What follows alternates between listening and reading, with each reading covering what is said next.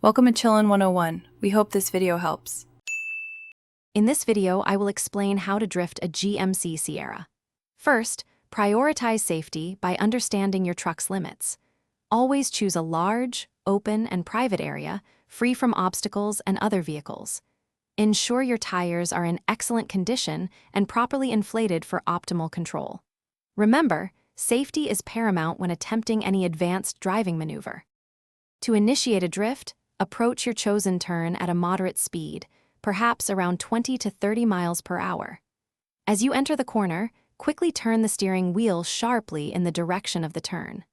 Simultaneously, apply a burst of throttle to intentionally break the rear tire's traction, causing the back of the truck to begin to slide out.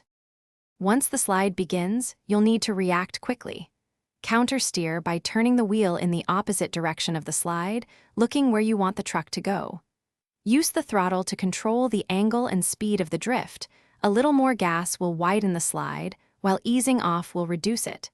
It's a delicate balance.